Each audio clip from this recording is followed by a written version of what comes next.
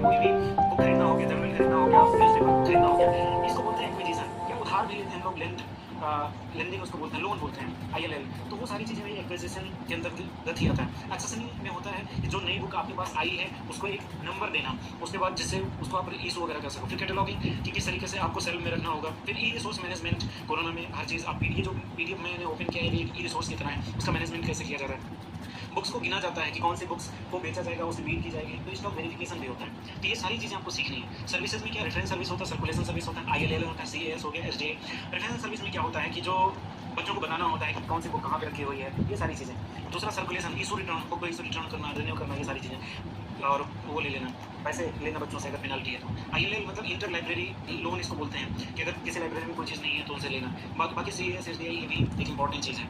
Automation, database creation. आजकल क्या है कि RFID टेक्नोलॉजी यूज़ किया जा रहा है। RFID बार-बार मैं बोल रहा हूँ, RFID का फुल फॉर्म होता है radio frequency and application different proteins and services. मतलब ऑटोमेशन का डिफरेंट सर्विसेज और उनमें क्या यूज़ हो रहा है। तो जैसे ही आप गेट के अंदर घुसोगे, सबसे पहले आपकी ID कार्ड चेक होगी, तो वहाँ पे बारकोड रीडर होता है, क्या स्कैनर होता है। उसके अंदर जाओगे तो आपका एक RFID गेट होगा, कोई भी बिना इसको करवाए बुक को लेके जा सकता है। फिर उसके बाद आप देखते होगे स्मार्ट सेल्विंग होता है। फिर एक मशीन होता है RFID का, जिसमें आप इशू रिटर्न कर सकते हो। फिर सर्कुलेशन का जो पार्ट है, पेनल्टी वगैरह लेने का, वो भी सारा ऑटोमेशन से हो रहा है, सारा काम वहाँ पे हो रहा है, एलिप्सिस पे हो रहा है।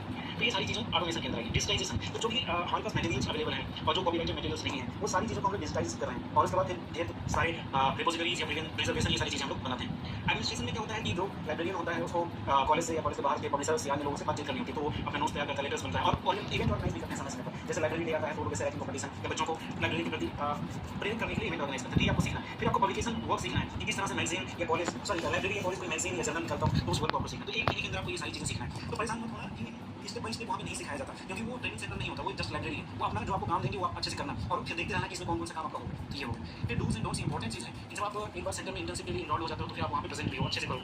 दूसरा, आपको एक वर्क बुक बनाना होगा जिससे सुपरवाइजर उस पर अपना सिग्नेचर करेगा, और ये 1 महीने का आपको कंपलसरी है, इसको आपको करना ही है 1 महीने में। फिर उसके बाद आपको एक सर्टिफिकेट भी मिलेगा जो आपको वर्क बुक के साथ लगाना है, जिससे आपको पता चले कि ये ऑथेंटिक वर्क बुक है आपका। और आपको वहाँ पे डिसिप्लिन में रहना है, डेकोरम मेंटेन करके रहना है। क्या क्या चीज़ें आपको नहीं करनी है, तो आपको क्या करना है कि